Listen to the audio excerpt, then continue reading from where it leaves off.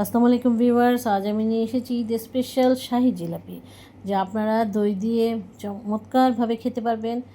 এবং এটা দেখতেও যেমন সুন্দর, খেতেও সেরকম ক্রিস্পি এবং জুসি হবে। তো চলুন শুরু করা যাক।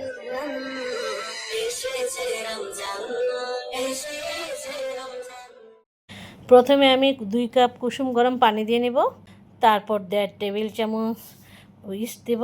ইস্টটা দেওয়ার কিছুক্ষণ পর আমি চালের গুঁড়া দিয়ে দেব 2 কাপ। চালের গুঁড়া দেওয়ার পর ময়দা দিয়ে দেব 2.5 কাপ। তারপর এখন আমি এটা নাড়ব। তারপর স্কার দিয়ে ভালো করে মিক্সড করে আমি এখন দুটো কালার দেব। প্রথমে অরেঞ্জ কালার দিলাম, তারপর রেড কালার দিয়ে এটা মিক্স করলাম। মিক্স করে আমি এটা রেখে দেব সারা রাতের জন্য। তো আমরা পরের দিন সকালে আসলাম, 12 ঘন্টা পর আমার মিক্সচারটা মিশে গেছে অনেক। দেখতে পাচ্ছেন এটা অনেক ফুলে ফেপে উঠেছে। এখন আমি আলাদা একটা শিরা করে নেব। প্রথমে আমি 3 কাপ চিনি দিলাম, 2 কাপ পানি দিব, এটাকে আমি শিরা করে নিব। এরপর আমি এখানে রোজ ওয়াটার বা কেওড়া জল দিয়ে দিলাম 1 ফোঁটা। তারপর এখন আমি আবার এখানে কালার দিচ্ছি, রেড কালার দিয়েছি শিরার মধ্যে। আচ্ছা, রেড কালার দেওয়ার পরে এখানে আমি 2 টেবিল চামচ লেমন জুস দিয়ে দিব। লেমন জুসটা দেওয়ার ফলে এখানে যে জিলাপিগুলি দিব সেগুলো একটার সঙ্গে একটা লাগবে না।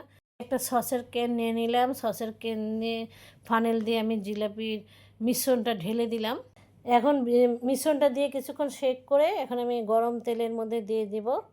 জিলাপির মতো কালার আকার দিয়ে এটা আমি তেলের মধ্যে দিয়ে দিলাম। এই তো আমার হয়ে গেছে জিলাপি। এখন আমার কিছুক্ষণ নাড়াচাড়া করার পর তেলের মধ্যে উল্টে পাল্টে দিয়ে আমি জিলাপিটা রেখে দিব, শিশিরার মধ্যে দিয়ে দিব। কিছু কিছু জায়গায় আমার জিলাপিটা একটু ফুটে হয়ে গেছে, কিন্তু সেটা ঘাবড়ানোর কিছু নাই, তেল শিরার মধ্যে দিলে সেটা সরে যাবে। সার্ভিং ডিশে জিলাপিটা সাজিয়ে নিলাম।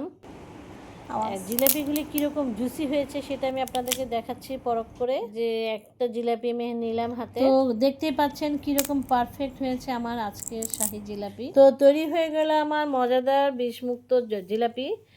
শুরু থেকে শেষ পর্যন্ত আপনারা আমার রেসিপিটা ফলো করলেও আপনাদের জিলাপিটা এরকম হবে। তো আজকে এতটুকুই। Thank you for your watching.